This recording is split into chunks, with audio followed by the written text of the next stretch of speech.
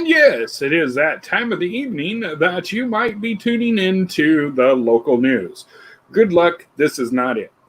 Thank God. What? That has been so funny and so corny at the same time. Did you hear? Did you read? Latest one, the pianist. Yeah. Yeah. Yeah. Did you get to see that, Renee? No. All right. So each day I've been posting except for weekends, like news, and you get like a different anchor or something. So tonight was welcome to the news. I'm your anchor, supporting my travel name, running behind. Our top story, a concert promoter who said he had the world's tallest piano player was found to be lying today when his piano player was 5'10". Just another case of a man lying about his pianist. Oh, Jesus. Wah. No, I've been seeing him. I haven't been on Facebook much tonight, so yeah, I didn't see tonight's.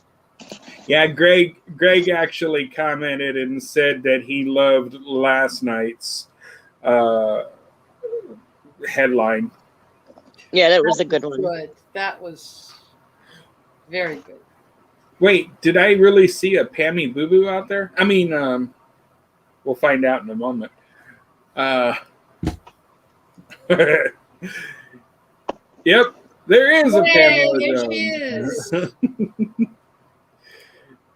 And you know what's coming next, right? I'm probably going to get cursed out.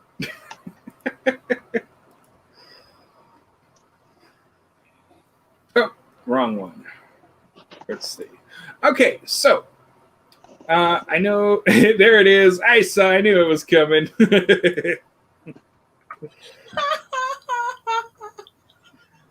So you tell him, girl. Anyway, we have with us tonight, of course, Miss Renee. Hello, everybody. From Angelic Comfort and Renee Live. Hello, hello, hello. And then sorry I'm hiding. Yeah. But she's hiding behind a good picture. And I'm hiding behind a wonderful picture. Yeah, we'll find out more about that soon. I apologize. I have some killer hiccups all of a sudden. I don't know why, but you know how it is. Every now and then, nature says, "Hey, by the way, I'm still here." Oh. Yeah. Anywho, my brain is literally fried today, folks. I cannot believe I'm saying it, but it has been one heck of a day. My brain, and it's so good that my brain has to talk twice. One heck of a day. My brain, and somebody needs, yeah. I'm having technical difficulties. Leave me alone. How are you feeling? I'm sore. Oh, yeah. Yeah, I heard you got some of the good, happy, fun pills. Mm-hmm. Mm-hmm.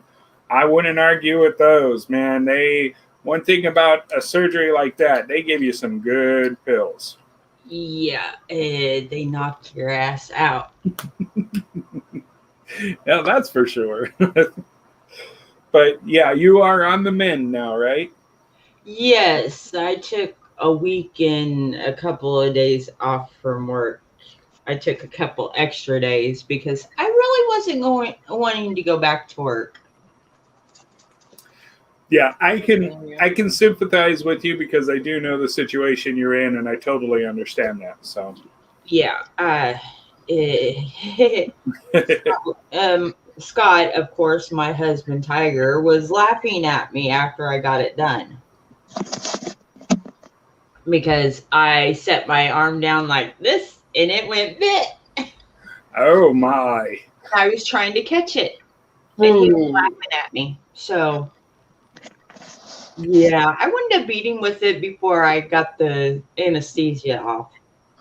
Yeah, it would have been nice. I can tell you, I've done something similar, so you could feel good about this. I was working. This was a long time ago. I was working in a fast food restaurant, Uh-huh. and I don't know what I did. I can't remember why, but I slipped and I fell, and I was falling into the fryers that were on, mind you, that are over 300 and something degrees.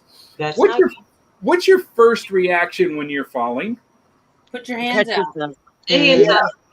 In the hot grease. Oh.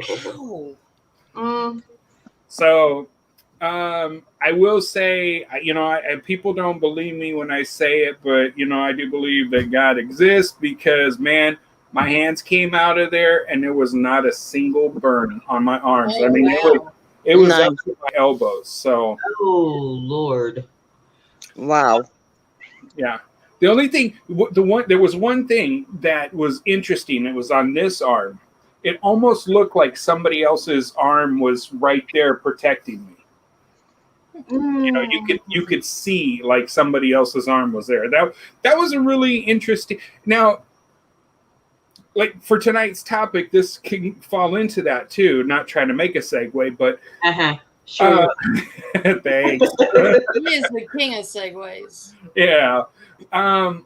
There's this thing where your mind can do some amazing things as well. Where you could take an ice cube and make people think they're getting burnt, and your mind can actually create the blisters on your arm as if you're getting burnt. I've heard of that. Yeah. It is. This is how powerful the mind is. And a lot of people don't understand that. So when we were talking last week about it, Renee came to our mind, right, Annie? Always. Yeah. And we were thinking about a very special area of it that a lot of people say they try to do this, but they fail. We try to do this, but we fail. Astral projection. Now, the question is, we'll start with this question for you, Renee. Is astral projection a mind over matter situation?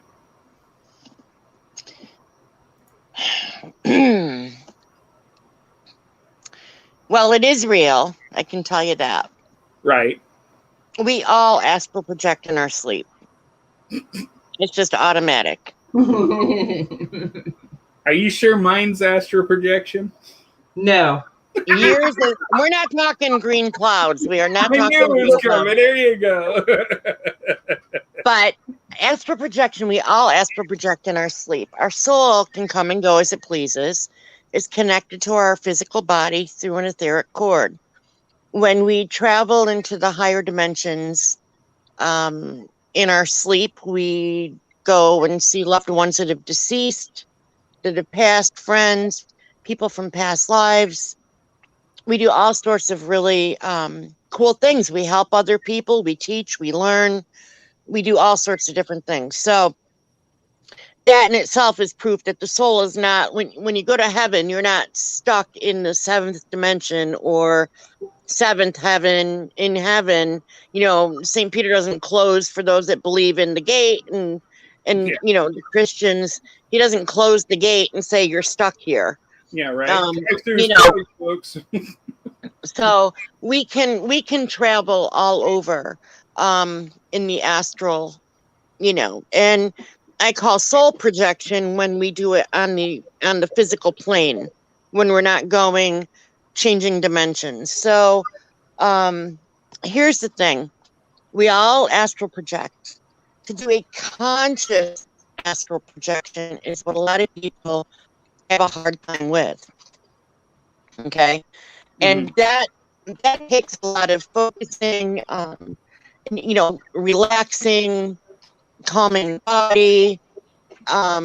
Preferably you're laying down when you're doing. Oh my God, this cat! She is. So the reason Renee doesn't astral project is she's got this furry four-legged beast that decides right when she's ready to go. Well, she won't come in my bedroom. She won't come in my bedroom because one of the older cats smacked her and sent her out. So now she's afraid to come in my bedroom. Ah, okay. So I can go in my bedroom and she won't come in. Yeah. She was a rescue kitten that one of my male cats brought to me a couple of months ago, who was very anemic, loaded with fleas, double eye infection, upper respiratory infection. And I knew that I've been rescuing cats all summer, and I knew that if I sent her to the rescue place, that she was so bad that they wouldn't have been able to save her. Yeah. So I took care of her myself. So the male cat, Chief, he comes in and he cleans her and everything else, like like a mother cat would. He takes care of her. And one of the other ones comes in, but in some sense of the word, I'm like her mother, her sibling. You know how they wrestle with each other? Yeah. Right. My right arm is her wrestling mate. And she's teething. Mm. Right? And so she thinks she's a person. I was gonna send her off to like another home and adopt her out and stuff, but she's just so attached to me that it would break her heart and it would probably break mine. So she's a tiger. What do you call it? One of the orange and white tigers. Mm-hmm. Mm-hmm. Right. And like a ginger. And I call her Sunny. And typically they're a male cat, but she's female. So Sunshine. And I sing Sunshine on my shoulders to her, and because she sits on my shoulder and she loves me up. And yeah, so she's doing wonderful, but maybe too much. Yeah. Yeah. So, but anyways, sorry about that. Back to the astral projection. So when you do a conscious one, it's really important to be able to, to focus, to stay calm, clear your mind. You would picture yourself levitating out of your body, and just floating and floating. The problem most people have when they actually get this, they get excited and it's like, oh my God, I'm actually doing this. And it's kind of fun, right? But when they get to that first part where they enter, it's like a very low vibrational energy beings, critters, ticks, I call them, like just little creatures that are not nice looking. And Right. so a lot of people will snap back into body when they're doing a conscious astral projection because of these low vibrational entities or whatever, which are harmless. You just have to keep going by them. I mean, and that's how it is. So most people get, really nervous about that. So it just takes time and practice, and it's not going to happen overnight. I can do it now where I could be working or doing something else and I can snap out of body. There have been people around the world, if they aren't feeling good or they're feeling alone or whatever, where they'll keep calling for me. And so I will go out of body and be with them and they'll feel my presence. Some people have seen me. It's just really interesting. So it just takes time and practice. And if you want to know, like, a lot of people can remember when they were kids, right? And you had dreams where you would be hopping around your room and kind of flying, right? Bouncing off the bed, onto the walls, and, flapping your arms and everything else. That was actually you doing like practicing astral projection as a child. And that's kind of what it feels like. We all thought it was kind of cool. And so you couldn't wait to go to bed. Not that you wanted to go to bed early, but you couldn't wait till you were in bed to have that dream again that you were flying. Right. And you were going to these different places, but it was always fun, as a kid. And you're bouncing around the living room and, you know, around the house and in your room. And to a kid, that's like fun stuff, right? So you Oh, want yeah, to of dream course. like that. Who, Yeah, yeah, you want, who wouldn't? right? You want to dream like that, you know, where you Yeah. could be on a cliff, you know, you might see yourself on a cliff and you jump and suddenly you're flying. Or you can, through your arms, you're controlling your landing. So it's a soft landing. You know, that's all a part of the astral projection and practice and everything else like that. Like, you know, if only in, you know, the physical world we could go to a cliff and flap our arms and have a nice, safe, smooth landing, you know, controlled landing. But Right. this is, you know, this is it. And you know, we had a news article the other day, one of the SUNY Cortland students, 18 years old, he must have been trying astral projection because he was jumping on the bed and in his dorm room and he hit the ceiling fan or something in the dorm room and got knocked down unconscious and was bleeding. So he must have been trying to relive one of those dreams. Yeah, our future. Mm-hmm. Yeah, I'd be seriously, it sorry. made the news. It made the news. I mean, when you get stuff like that, when you live in a community that's all colleges, like Ivy League and, you know, SUNY Cortland's big. They're big on teaching, teachers, teachers, uh, gym, you know, physical education instructors, stuff like that are going to teach our children in the future. And, Right. you know, you're jumping on a bed in your dorm and just about get decapitated. That just is. Right. Yeah. All right. So Renee, there's quite a Yeah. few questions that have come up. I know Miss Annie has questions. I have questions, and our viewers have questions. Okay. You want to go first, Annie? Yeah. Like you were saying about we do this in our dreams, we visit people. Could that be like with the premonitions and stuff? For example, that um last year, I guess. I'm kind of estranged from my son right now. And Uh-huh. I had a dream where he was sitting with me and he was telling me that his wife is pregnant. And it was a girl. He showed me the sonogram and stuff. And maybe a week later, my daughter says, "Hey, Mom, Tommy and Ashley are pregnant. It's a girl." Now, that could that be something like that? Or when you have a premonition of something that somebody tells you and it comes real? So here's the thing, right? We call it lucid dreaming, which is actually an astral projection where you are meeting up with loved ones, whether they've passed or not, and you communicate almost similar like a telepathic communication, but you're actually meeting. Is it a premonition? No, I'm sure your son thinks about you and he loves you very much, and this will pass.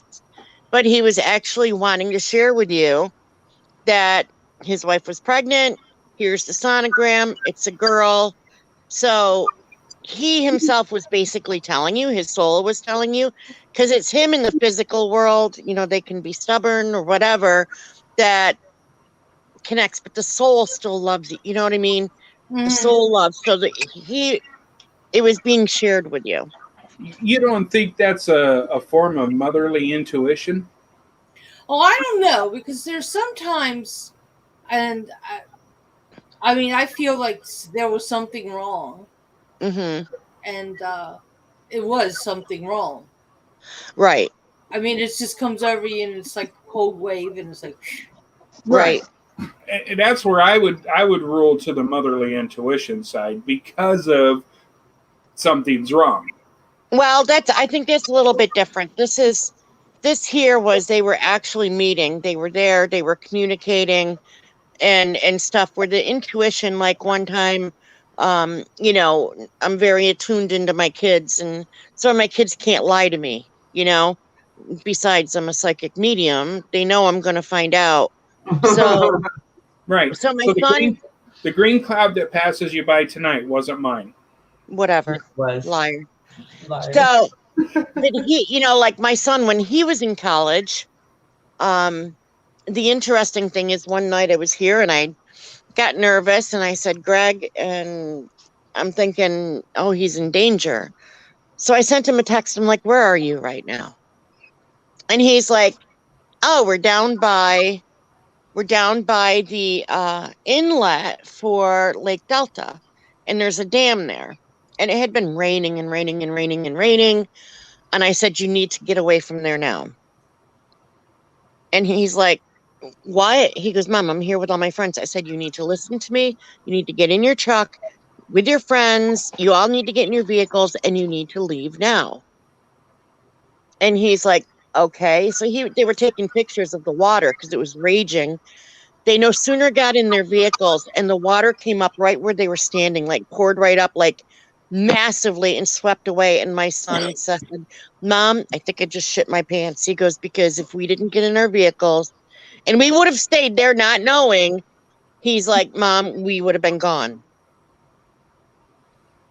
We would have been gone. And he's like, thank you so much. So, I mean, my son is the first one. Mom, should I get this? Mom, I'm looking at this. Mom, what do you think about this? Hannah is one. Mom, I lost this, or I can't find this. Where's this? You know? So, but the motherly intuition thing is, I think, totally different than what Annie's talking about. Okay, and I had to ask because I said it sounds similar, and that's right. How do you know? How do we know without asking? This is first thing I tell anyone: if you don't know, ask. The same way as a paranormal investigator. If we want to know what the heck was that, we're gonna go look. Unless it's something big, green, and beady red eyes, yeah, we might have to rethink that. But, right. Now here's an example of premonition dream into the future. All right. Okay, a lucid dream where I was shown, and I was there, what it's going to be like when we go grocery shopping. So, we're in for some rough times up ahead. And I see a lot of, they're showing me a lot of stuff and telling me a lot of stuff. I'm almost in overload right now and have been for the past year, but more so the last couple of months. So one of the dreams that I had showed me in a quote unquote futuristic grocery store where there weren't many. It was like our malls were gutted. No stores or anything in them, just open space. And the racks were like wooden racks from floor all the way up. And each section had like baked bread in one section of one kind. And there wasn't like a large selection in the produce. And things weren't wrapped. If they were wrapped, they were in paper bags, but not like you would expect, right? So all of this stuff that was being shown was like there were no children in the store. Okay? No children were allowed in the stores. You were given a day and a time limit and the time you were to be there to go grocery shopping. So you walk into like this big warehouse thing, which is actually like our malls gutted. And there's only an entrance on each end of the mall. And then there's windows to light up the inside. And you go in and you follow these arrows and these women. There's no men in the stores, no children, just women going in and following along these arrows. And you shop, but you're given a time limit. So one side is food and perishable stuff. There's no canned goods. There's no boxed foods. There is no freezer section. You have like a small meat area. You have maybe a dairy section, but there's no freezers, there's no canned food, and there's no boxed food. So if you want to get to where you can get clothing and like home goods and stuff like that, you're gonna go through this like real dark, wide hallway, and like women, it was kind of freaky because it was very dark and dimly lit. A couple of turns, but to get to the other side, you got to go through there or drive around to the other side. But like I said, you're given a time limit, and women were like running through it because it was so creepy. Interesting. So you go into this part, and like all the clothing was the same. Like there was no black, there was no white colors. What they had shown me, I was like, I can remember looking for a winter coat, and the winter coats were like in pink and lavender for all the women, and they were identical. And they were very tacky looking. And then, you know, and it was the same with the pants and the tops and the dresses. And then another section had some home goods stuff that you might need, but nothing like you see today. And somebody said, well, that's like third world country. You must have been, you know, over in like Afghanistan or something like that. And I'm like, no, it was the US. It was us.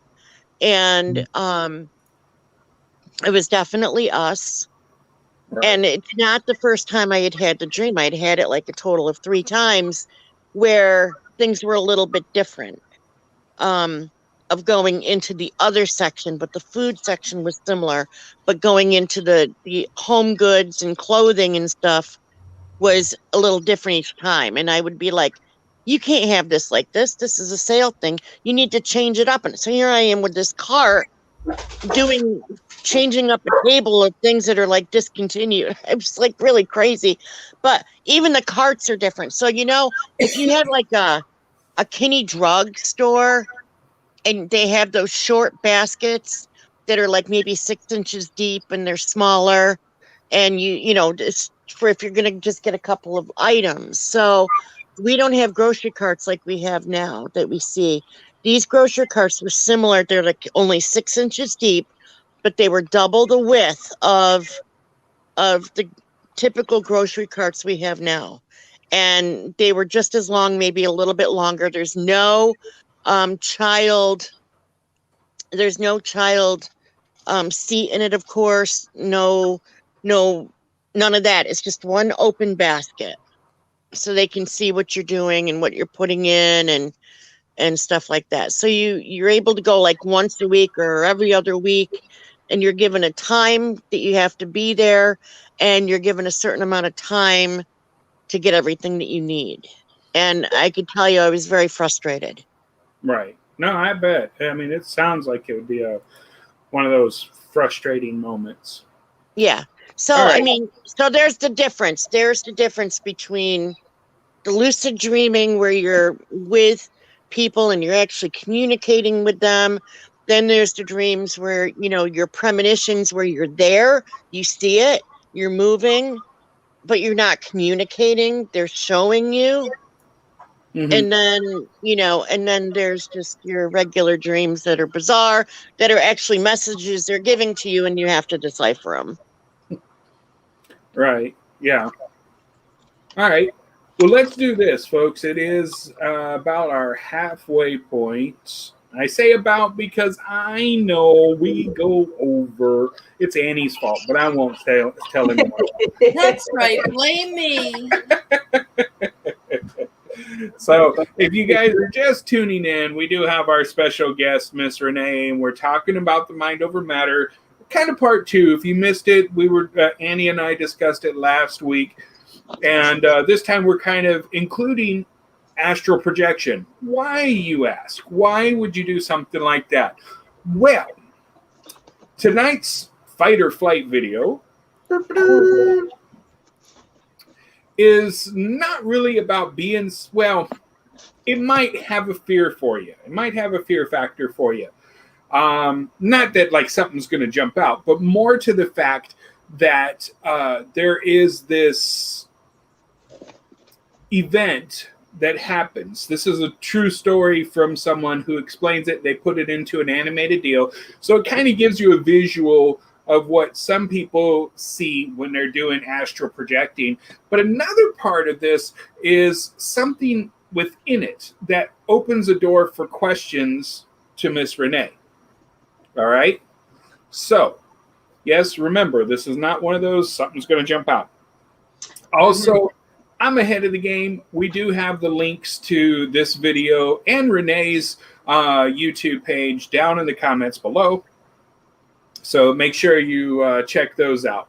But for now, let us jump into this video. And you really want to kind of pay attention to this gentleman's story because it's interesting. And Renee, I will have questions for you. And I know Miss Annie has more. And of course, our listeners do too. So here we go.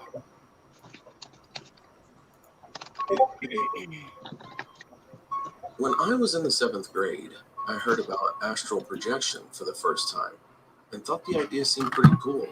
Who wouldn't want an out-of-body experience and travel around the world? Anyways, I've been attempting it for several months to no avail. I did doubt it wasn't real and eventually stopped attempting it. Then one day on a January, I decided to hit the bed at around 7 p.m. to take a nap, and the next second I began to feel I was being pulled out of my body as a strong vibration feeling overcame me, similar to that body feeling you get from a strong nicotine rush. I then was floating in my room and felt a presence right behind me, but didn't think much of it. It wasn't a good presence, more of a demonic one. Despite there being my family in the home awake, I didn't see anyone there, and only the light that illuminated the stairway was on. Everything also had a blue tint to it, and I could see clearly in the dark. I had to swim through the air to be able to move, and went through my door and swam my way downstairs. I decided to go up and through the ceiling, and then through the roof, and explore this new plane of existence. However, as I went through the ceiling, I saw this creature rushing towards the stairs, and it stopped as soon as I stopped moving to see it. I could only see the back of it from the right side of it since it was blocked by a wall, but it had yellow skin, pointy, elongated ears, a tail that's medium-sized, and it appeared to be as tall as I was at the time, 5'6". I stared at it for a few seconds, frozen in fear, and before I knew it, I was awake, back in my bed. I looked at my clock and several minutes had passed by. I don't know what to think of that, but it was an interesting experience. All right. So, there we go. And as I said, you will find the link to this video down in the comments below. Make sure if you guys go check them out, check out the video, let them know that we got to share it on Facebook. Yeah, well, yeah, we got the stream on Facebook too, but on YouTube, and maybe get an answer. Because Renee, one of the biggest fears that a lot of people talk about, including a comment from some of the listeners, is could something take my place if I leave? Not that I want to cause a fear factor, but yes. I have to be honest. It was asked, I have to be honest. So what was this guy experiencing? He was experiencing an astral projection and attempting to do it, but he, like I said, you see these critters and you get scared and you snap back in. Mm-hmm. Demonic, no. Okay, that was my next thing. You know, yeah, one more too. Can you bring these little critters back with you? Not really. I don't think that they're going to come back with you. I've never had that. They stay right there. I mean, your soul's pretty smart, but as far as being demonic, they are not demonic. Yeah, I mean, it would put me to another point of asking a question because, you know, we hear about attachments when we go do certain investigations. You know, people tend to have attachments. Could astral projecting create events like attachments? I don't think so. I've never experienced that. If I've experienced it, it's because I've been really tired or I'm sick and I've gone by something and they watch and you see them, and you know, I've had that happen. People who frequent bars are prone to them. In hospitals, people are prone to them. Cemeteries, all, you know, there's different places, but you know, your health and your spiritual immune system, or your actual immune system too, plays a big role in it. Right. Okay. So yeah, so it could be just like, you know, one time I was tired, I was driving to work, you know, several years ago, about 10 years ago. I worked at a convenience store. I was driving to work at like 4 o'clock in the morning, and I drove by the cemetery and I saw it right at the gate and didn't think anything of it. And I just kept going, but it was gone. It disappeared, and I felt it. I felt it. And I went, you little bastard. You know, and it wasn't anything, it wasn't a human spirit. So, you know, typically you don't find them in cemeteries. Right. So, yeah, it was really interesting, and it took 2 days for me to remove it. Gotcha. You know, so that was just being tired, rushed, going to work, didn't, you know, put up my protection, and just wanted to go get the coffee on so I could have my coffee and make the donuts, but not make the donuts. So, you know, I mean, there's several different things, but the astral project, no. But can they, to answer that question, can something take your place? Yes. Interesting. Okay. Annie, did you have more? No. I was just reading Sarah's comments. Oh, yeah, I was about to post some of those. Pam, did you have any questions yet? Nope, not yet. I'm Because still. I know Renee's hit a few of mine already, so I just, okay, check that one off. So, but this one does pose a good question for me, because I don't quite understand how or why we would need to know something like this. But I guess more to the question of what is an etheric cord? And then the second part of that question is, do you use the etheric cord as a frame of reference? The etheric cord is like what, kind of like an umbilical cord, I guess. Okay. It's real. It's there. You know, your spirit can see it. It's connected to your physical body. So when you astral project, you come back to your body. Oh, so it's like Insidious or something where you get lost. Oh, Right. I was thinking bungee cord. Kind of that too, kind of, yeah. It's just an etheric cord. It's silver, you know, and, you know, you're connected to, we're all connected to an etheric cord to our physical body. And that's why, like, you hear about cord cutting, right? And energy and of other people and stuff like that. That's why you do cord cutting, because other people can put cords onto you, right? And that would drain you and everything else, right? And causes a lot of emotional issues for people, especially if they were like in a bad relationship or something. So you cut the etheric cords that other people have placed on you. But yours is always connected to you. All right, so that would answer the question about cord cutting and regular cleansing. How do you orient yourself during astral projection and determine direction? That's interesting. Go ahead. Somebody have a question? That was the question. Oh, okay. No. How do you orient yourself? Well, you know, it's really interesting because, you know, I'll say, like, when you say, you know, they call England, you know, we'll say, oh, across the pond, right? Which is the Atlantic Ocean. And when you're astral projecting, it's like you're a spirit. You're basically a spirit. That's what we are in a physical body. And it's like zip, zip, zip, zip. So the Atlantic Ocean looks like a pond.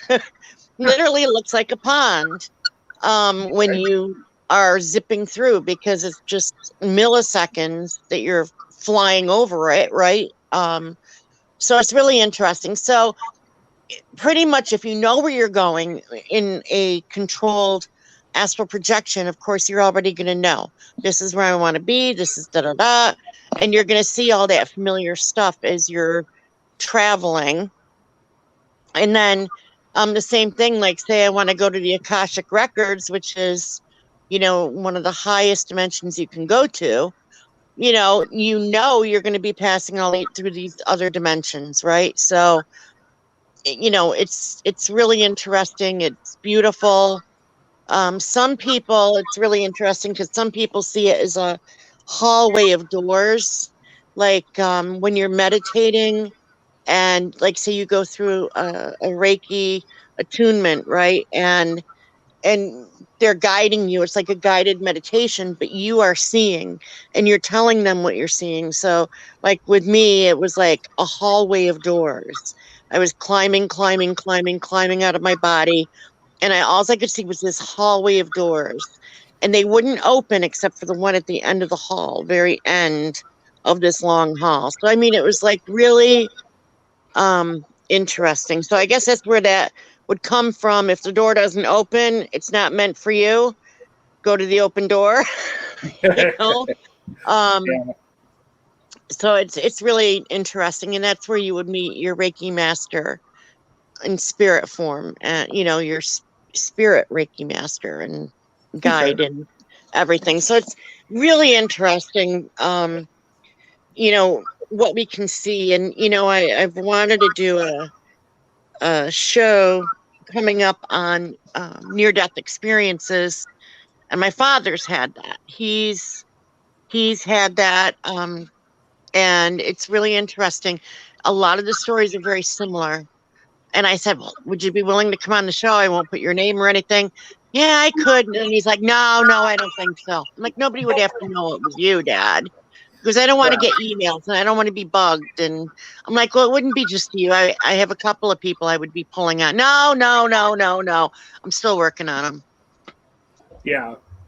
Because it's really cool to talk to him because he brings it up a lot. You know what I mean? He talks about what heaven looked like and everything else. And I love those so-called near-death experiences where they do talk about heaven and we've got a couple of movies that described people who had, well, what's it, that one, one's even a book, what is it, 90 seconds in heaven or something like that, or 90 minutes in heaven. I can't remember if it was minutes or seconds, but the point is this person really gives some very, very vivid details.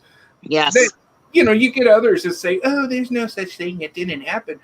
But how do these people experience something like that when even psychology today can't explain it? Mm-hmm. Well, could it be that, all right, some people that have near-death experiences that say, I didn't see anything. And some people completely can describe it. The same thing as like when you're dreaming. Oh, I don't dream. I don't remember my dreams. And then some people do vividly. I think a lot of that is also a mind situation. Not necessarily to say that they have a mind over matter moment, but a lot of people don't believe in their dreams. They don't believe they have, whatever dreams they have, that it's either, oh, I just ate something bad or something along that lines. So because they say they don't believe, they allow themselves to be shut off from such a situation. Going like what I've said before, when you're growing up, you're scared of the boogeyman in your room, but then what's your parents always say? Oh, there's no such thing. And then as we get as adults, there's no such thing. We literally put an iron curtain up, so it's no use pulling it back to take a look, because it's too doggone heavy now with all that. There's no such thing. Yeah. But you do bring up a really good question, Renee, as to what literally is the difference between an out-of-body experience and a near-death experience. So the out-of-body, the astral projection is something that we all do. It's all common and everything. Near death is where they basically code. They code, and they are as if they are dying, which they are. Right. And the mind can still function for a while, right? If they're going to come back, if they can bring them back. And what they do is they leave their body, they see everything that's going on in the room, and then they go up. They want to go. They want to go towards that light. They want to go to heaven. And they get there, and they can only go so far. They can see what it's like. They can see that it's peaceful. They can see loved ones. A lot of times loved ones will say, it's not your time, you need to go back. They can give you vivid descriptions of what they've seen and the brightness of the colors and the flowers and how there's so much love. And some of them, like my father, is like, I've actually talked to God. I saw God. And he's like, I saw Jesus, but it wasn't Jesus I was talking to. It was God. And he told me it wasn't my time. I had to go back. I have a mission to fill. And this mission, I can't talk about it to anybody. And when I fulfill my mission, and only I know what it is in God, then I can come home. Interesting. And it would bring me to the point, because I heard you say, correct me if I was wrong, but as I put that together, I heard you say they only could go so far before they're sent back. Is that partially because of that ethereal cord, or whatever the cord was we were talking about? No, because it's not their time. And to completely go in and be in there, I guess it's one of those things that you're dead. You're dead, right? So when they say it's not your time and you can't come in any further, you can't go through that light or complete it, it's because you're not supposed to. It's not your time. And, and that's it. And a lot of people beg to stay, and they'll say no. It's not your time, because it's just a beautiful feeling. So when our loved ones pass, it's nice to know that no matter what they're experiencing with the physical body, that they want to be on the other side. They want to be in heaven. They want to be in the seventh dimension. They want to be floating around with all these loved ones, because it is very peaceful, very loving, very welcoming, and everything else. But cold, cold. And,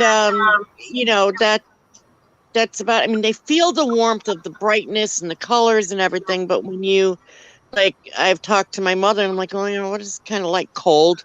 It's cold. And a lot of spirits will tell you it's cold. They can't taste, they can't smell, they can't, Well, yeah, because most of that is because we're energy. Yeah. Right. Yeah, it's the physical world. Okay, so we could equate an astral projection as a voluntary out-of-body experience, and a near-death experience as an involuntary out-of-body experience. Yeah, you could kind of say that. Yep. What do you think, Annie?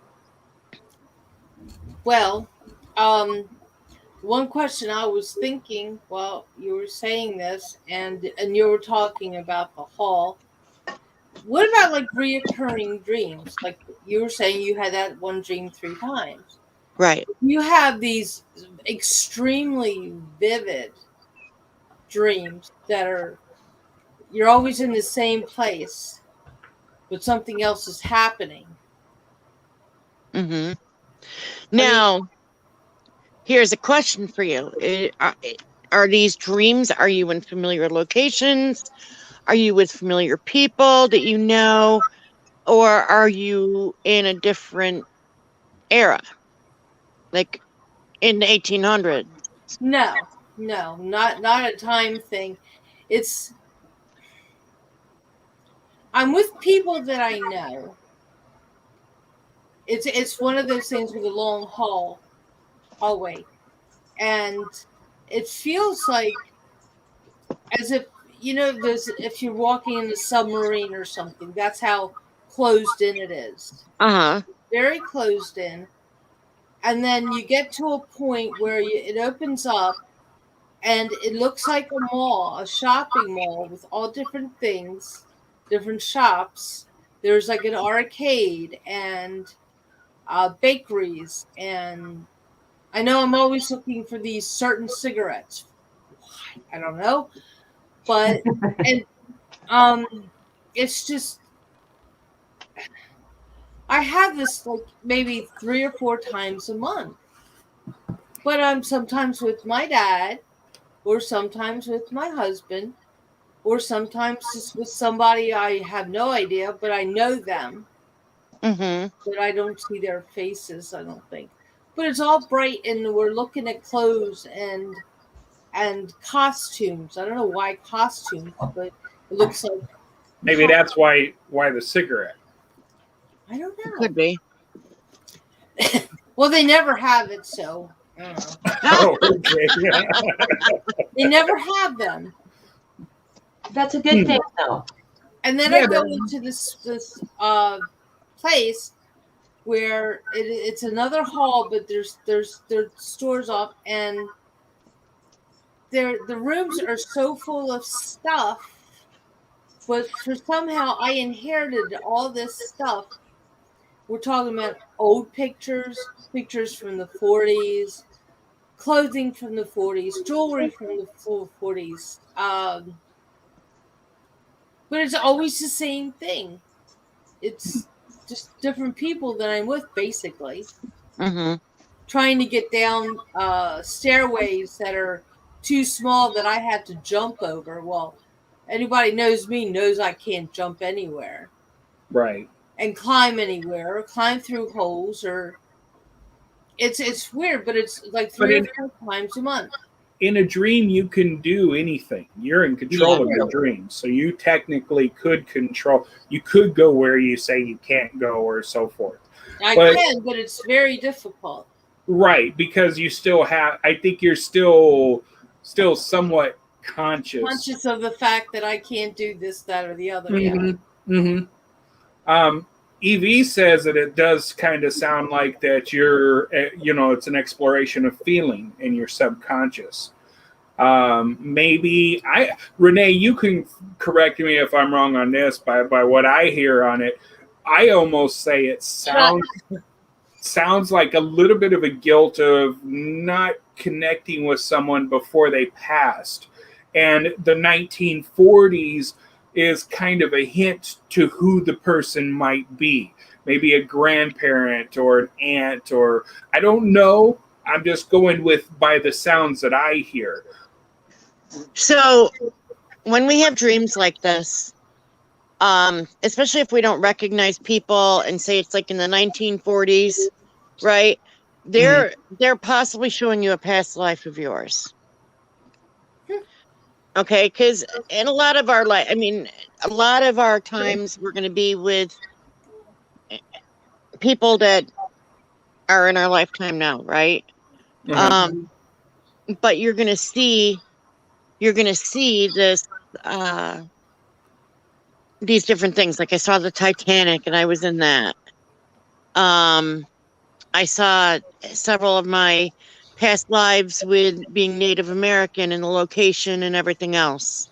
When you're ready to experience it, they will show you.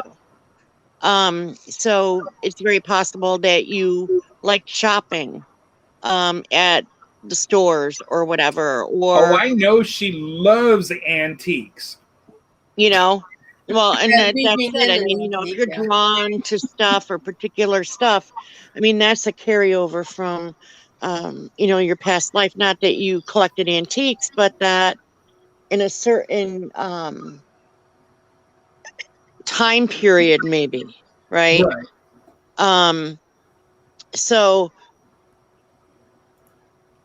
a lot of people kind of brush it off, but we can do amazing things. Yes, mind over matter, and a lot of times, can we control our dreams? We can, certain dreams, but when it comes to them giving us messages or showing us repetitive dreams, especially in different time frames, whether it be the past or the future, that has something to do with either our future life or our past lives. Right. Let me mention this before it happens. We're probably going to go over a little bit because this is really getting good now. That's fine. Take a shot. Good. Right. But I do want to say, if you guys have been listening to our Friday night party night on TMV Cafe, yes, it will. I know Paranormal's not on there tonight. You did have the Funky Wear Pig, and you got NinaCon, which is coming up in about 4 minutes. So if you're into listening to those, you're welcome to jump over there because this will be recorded, and you can always come back and catch up if you need to. So. Yay! And if you hadn't noticed, I do have Renee's YouTube page going across the bottom, so you can go check out her things with Angelic Comfort and Renee Live when she's doing shows on there. Make sure you tell her that Pairanormal sent you. And don't take the green blog. And I have some of my shows. I have the last couple of my shows that I've been trying to get them, set up for my YouTube channel, and my computer is not allowing me to do so. So I'm like really behind on them, but yeah. Well, I heard you mention Native American names. I learned tonight mine is running behind. So right, yeah, that's about it. Yep. Sounds about right. Hey, I'll tell you what, when you get a lot of stuff on the table and you pretty much start to do that. It's just natural. You're going to run into those situations. But I want to go back to Annie's dream for a moment because there is one question that came up in my mind, and I did see Evie put it up there. Are repeating dreams a result of not understanding the intended message? This is a really good question. It is a good question. And it could very well be, Sarah, yes.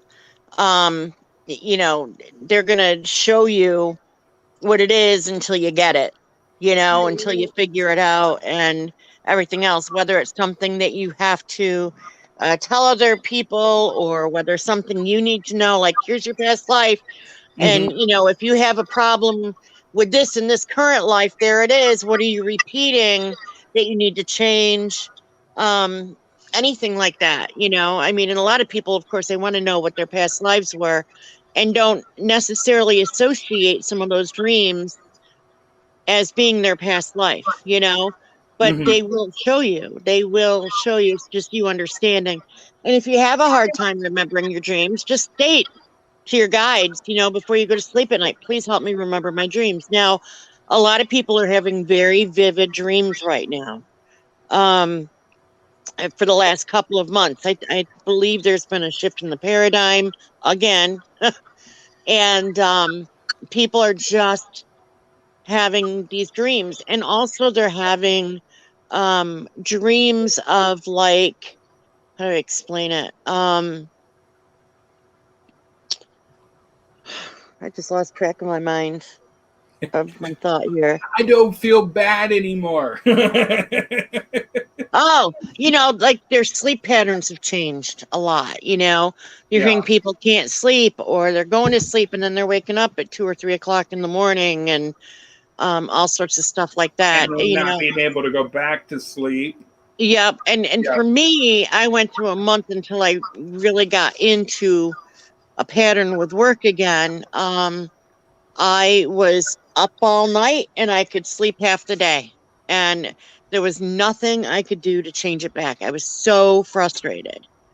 Because here I am, I start work in 2 days and I still can't switch back. I tried everything under the sun, and nothing was working. Nothing was working. So still working. Yeah, and it's better now because I'm like running around at work and, with COVID and everything, we've got, classrooms out and everything else from exposures and stuff. So, the workload is doubled. But to me right now, COVID is a really hot topic.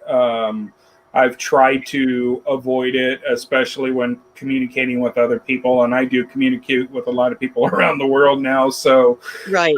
it's really a hot topic. There's a lot of people that have different views and opinions. So I hate to put it in these terms. That's the good part about the show, is that it is not children friendly at times. So we definitely have it set there, but opinions are like assholes and elbows. Right. Everybody Right. has one. Right. So,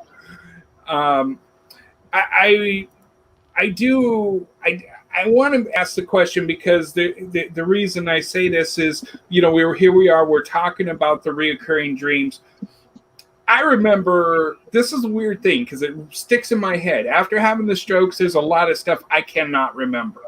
Right. Mhm. For some stupid reason, I can remember this one reoccurring dream that I had for the longest time until I had the strokes. And in the dream, it's always somewhere different. But one thing that remains the same.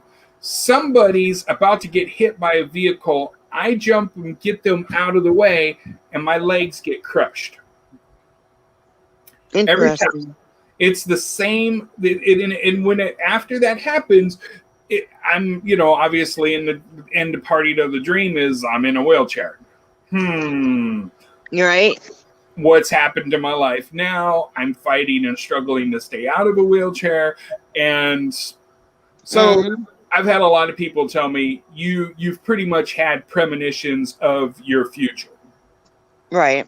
And so, but does that really mean that's what it was? Because see, when we go with the mind over matter situation, we know, like, I'll use this guy as an example. I do not get any royalties for this. I just want to know. But if any of you know him, tell him I'd love to talk to him. Right on top of that. Yeah, right? Steve Harvey is a very amazing man. He has this great story about business. He's very smart in his business world, okay? One thing that he said was that, if we believe in it enough and we push ourselves enough to do something, we can do it. Where we've heard mind over matter, you can achieve anything that you really put your mind to. Right. So the question within that same concept is, if we have something that's reoccurring, do we allow ourselves, our minds, to actually believe this is going to happen and then drive ourselves to it?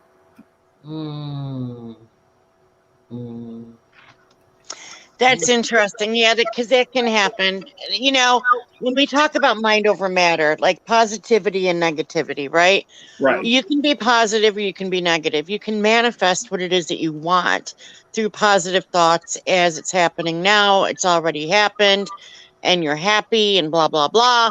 Just the same thing as when you're down on your luck or you feel like you're down on your luck and you keep saying, what next? What's going to happen now? You're going to manifest mind over matter, more of the negativity into your life than you are going to do the positive things. And that's why we tell people it's really important to, be positive. It's just as hard to be positive as it is to be negative. Right. And it's just being able to switch your thought process over. So you want to talk about mind over matter. You have some cancer patients that are told you have 4 months to live, and exactly 4 months later, they're gone. Why? Because they allow themselves to believe in that. Exactly. And then, you have people like my mom, who was given 1 year and lasted 12, was given 3 times, you have 3 or 4 months to live. And she said, bullshit, fuck you. Excuse my language. And, and she just kept on going on. Yeah. You know what I mean? And unfortunately, it was the flu shot this last fall that did her in. And, it wasn't her cancer. It wasn't her multiple myeloma. It was the flu shot. So, it just, she just couldn't fight that. She couldn't fight that. And no matter how hard she tried, and she became tired and ended up with the pneumonia from it. But she also ended up with, I can't think of the name of it now, where You lose mobility in your legs and stuff that you can't walk. And, from a lot of people get it from the flu shot and stuff. Right. And that's pretty much what did her in. So, and she had no choice. She didn't want to get it. And they told her you do it or, you don't come back to dialysis, and that's like awful. It's like pick your death, right? Oh, no. You're lucky I wasn't there. Oh my God. I know one hospital that would be seeing a lawsuit in a heartbeat. Yeah. Well, and she had called me like, I don't know, it was like a year and a half ago. And she goes, I can talk to you about this because you'll understand. And I can't talk to your sister about it. And I don't want to talk to Dad about it. But she goes, when I die, it's not going to be from my cancer, right? Right. And I said, yeah, I know, Mom. Yeah. See, so it just, mind over matter. She was determined. And she lived past what they she'd walk in the doctor's office and she'd be like, here I am. And they're like, you're not supposed to be here. She's like, who are you? You're not God. You can't choose when I'm going to die. Thank you. Yes. Okay. Scientists, doctors. Okay. Most doctors don't believe in God, but now we're getting to a point where they're calling things miracles because they're events that happen that they can't explain. So they didn't start to believe, there must be a God because this is happening. Okay. Put that aside for a second. Now we come to other events where they started to study to see the difference in the health in people.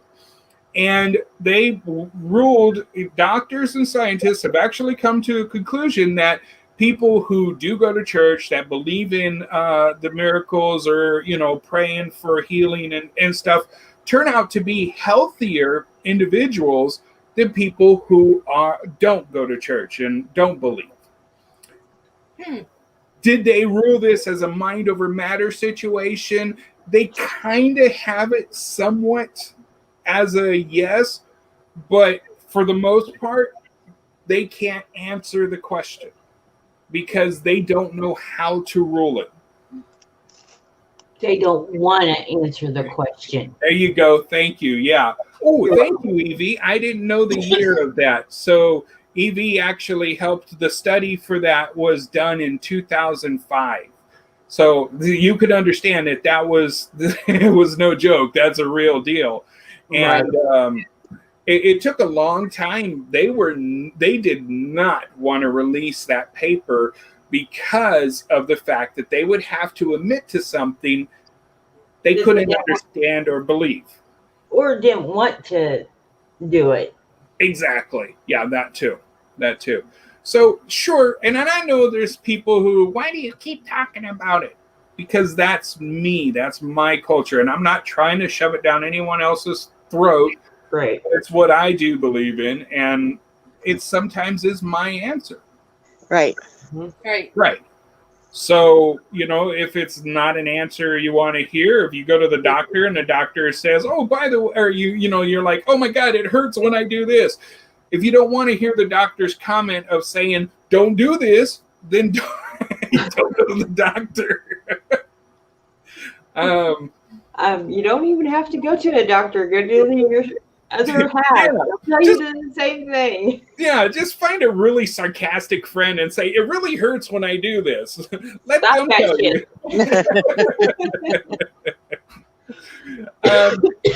Now, there's this huge question that I also wanted to go back to, because when we were talking about astral projecting, you mentioned something, and I think Annie started the question but didn't quite finish it.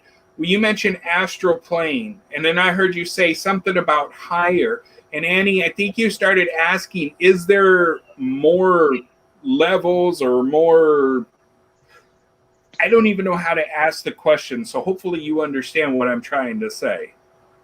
There are different levels. To name them off right now, I really couldn't. Oh, yeah. But, like your Akashic records would be in one of the highest in one of the highest dimensions, right? It would be above heaven.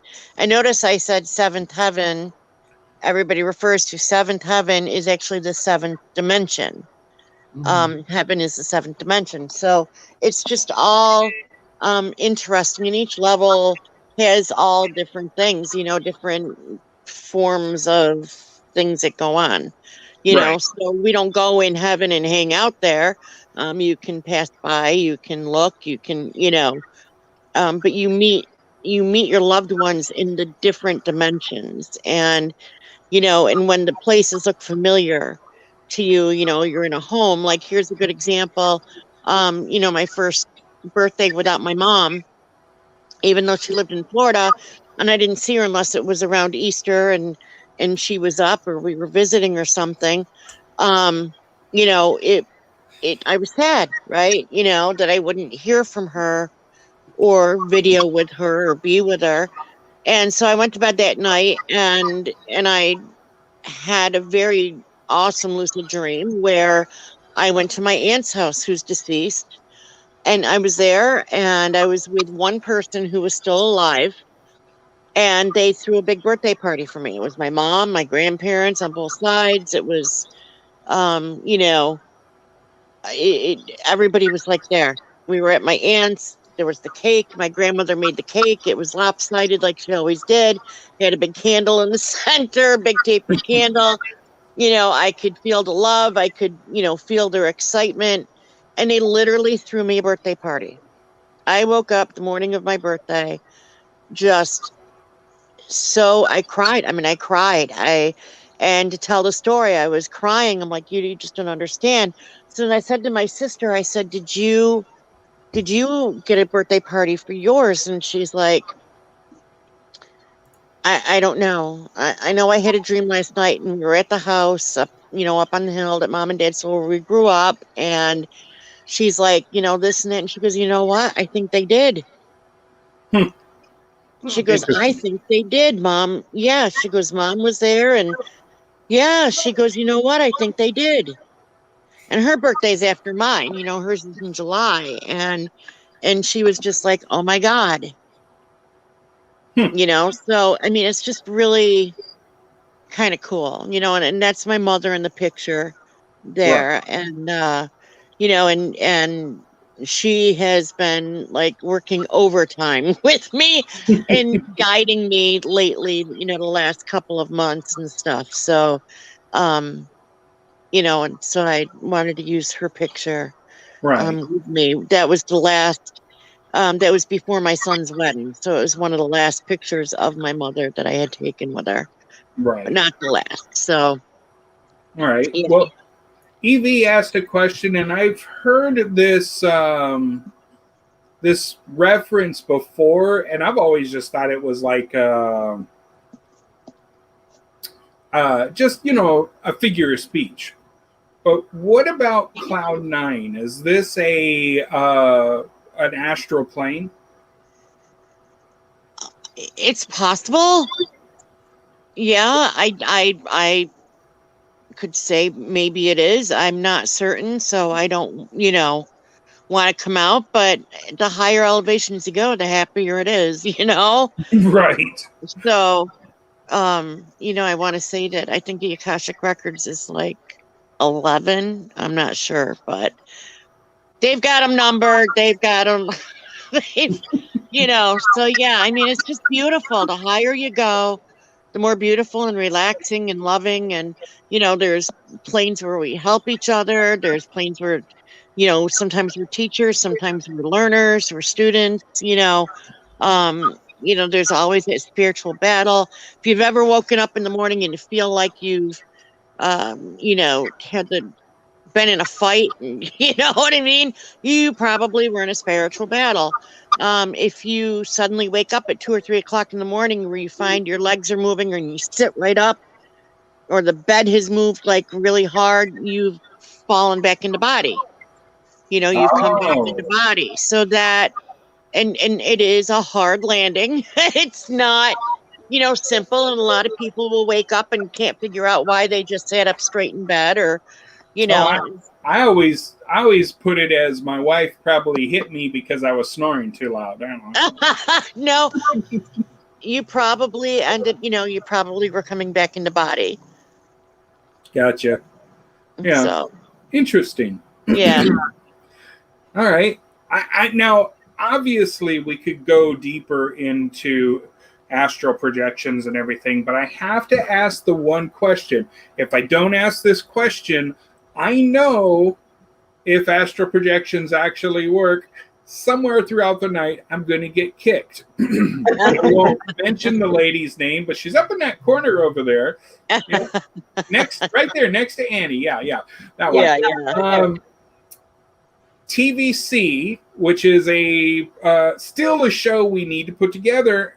I still need that evidence so we can present it through the show.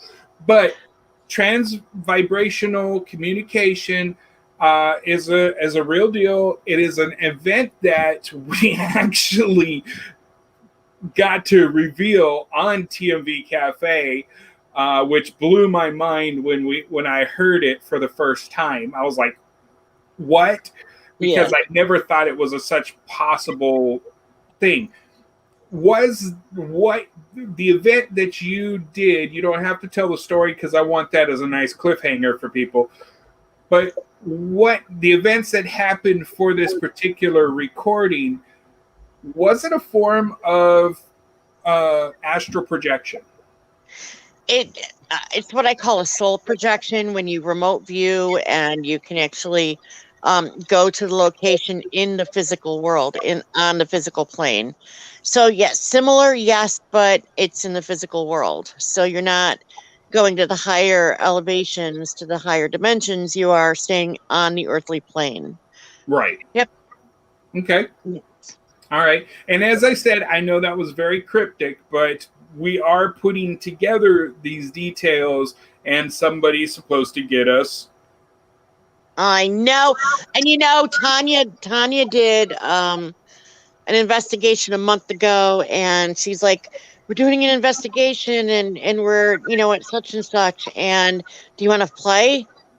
And so I was doing, doing what I normally do, and I was trying, to communicate through their things.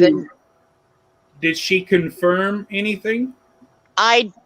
She heard a couple of things. I don't know so much if she's even been able to go through the evidence or not, but okay. But there was like 3 of them or 4 of them there, I guess, that night, and Kevin was there, and I was like, who the hell's got the flashlight? They're shining it right in my eye. And it was Kevin. And and she's like, that would be Kevin. I'm like, tell him to knock it off. I'm like, whoa. So just slap him up behind the head. Yeah, and it was funny because he obviously was feeling something was going on, and it was me, and it was me, and that's how I saw this bright light, this flashlight in my eyes, in my third mind, and in my mind's eye or whatever, and then I was like, oh, Jesus, knock it off. Third mind? Is there? Yeah, third mind. It could be. You never know. You never know. I'm from the planet Zebulon, so who knows? Right. But yeah, so I'm hoping that they've got some more evidence and stuff. And it's not something that we've really been practicing much because of, the pandemic and right. And I've just had a lot going on in the past year. This whole past year has been kind of a whirlwind for me in many ways, and Yeah, the pandemic's really hurt a lot. It's hurt us a lot as far as show wise too, because we might have somebody and then all of a sudden things fall through because of events of the pandemic. So right. I would love to see it come to an end, but I got this and me both. Yeah, I got this itchy feeling we're looking at it at issues with it for still another 5 years. At least. Yeah. And you talk about friends around the world. I get a lot of got a lot of video calls and messages from different people that I know from around the world, Right. in these different countries, and they're like, you need to be aware that this is what's going on, and it's not on the news media, and it's going to happen next in the U.S. and and there's a lot of stuff we're not being shown or seen, right down to where only one news station is broadcasting, and it's what you want to see, or what they want you to see, not what is really going on. Australia being one of them. They shut down what is it, BC? No, what is it? They shut down the one that is very truthful, and then they finally let them come back on. But yeah. Well, I know Australia just recently had an earthquake. Yes. I don't know if you guys have seen the news that Spain had one of their massive volcanoes erupted. It is so bad that it actually created an earthquake and started warning of tsunamis because of that. Tsunamis. That's the wave. Yeah. I got to get it right because I was just talking to another guy. He was asking, what do we call typhoons? And typhoons are hurricanes. Right. Depending on what side you're on, it's called something different. And I always mix up typhoon and tsunami when I'm not thinking. So, but yeah. And apparently, here's something very, very interesting about this volcano that went off in Spain. Is it's listed as one of the super volcanoes. Oh, wow. Shit. Yes. And at this point, it has evacuated over the last time I read the report, which was a couple of days ago, it had an evacuation of over 5,000 people. It's already destroying the town, and I'm sure that we're probably going to be hearing more news about it very soon. So actually, Evie, monsoon is a very serious rain. Yeah, heavy downpour. Yeah, we get monsoons here. So now, my father, one of the things that's really interesting is that he can predict earthquakes and where they're going to be almost to the exact point. With me, when there's going to be an earthquake or something massive, my left leg goes, when it's going to be global, right? My left leg goes nuts. It'll start bouncing and stuff. My right leg is usually in the US, which it's kind of bouncing tonight. But my father, he can predict earthquakes, and he is an epileptic, and I know a lot of epileptics can do that. They can predict, earthquakes, which is really interesting to me. But Dad picks up the energy, and he can actually feel the movement of the ground. And that's when he knows that there's going to be one, but he can tell you right out. So he'd call me up, or he'll send me a message and say, there's going to be an earthquake here and here and here or whatever. And sure enough, within a couple of days, he's like, do you feel it? Is your leg going? So on and so forth.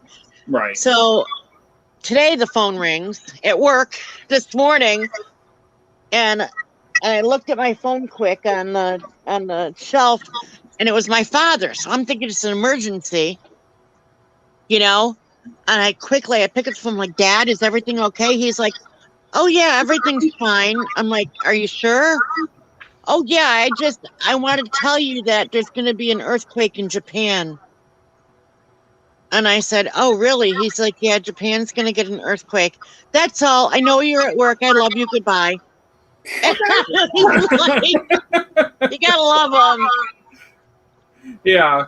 Well, I mean, science is actually, and this isn't a mind over matter situation, but science has actually proven that there are people, even animals, that when they're near fault lines or in certain areas, they sense or can detect an earthquake. Right.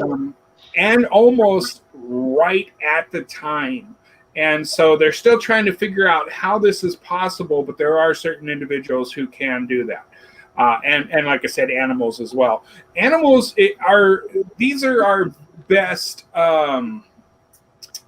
give me a second. Indicators, thank you, yes, for a lot of things. Yes. I mean, a great deal of things. Right. So Cancer, all kinds of stuff. yeah. I mean, people are just realizing this. I've heard stories about somebody's pet nibbling at them, and they're like, stop, and they like a dog, they wouldn't stop, and finally, like, they might get bit or something. Not a hard bite, but enough into a spot that hurts them. And they finally say something's not right, and they go to the doctor, and they find out, they might have a tumor or something, and sorry, the next thing that came to my mind when I said that is not a tumor. But, you have that. There are dogs that can sense people before they have epileptic seizures or fainting spells. Some of these men that come back from, or let me rephrase it, not just men, but a lot of the military folks that come back from Afghanistan. Well, from any of the wars, right? They have horrible dreams, their PTSD and stuff.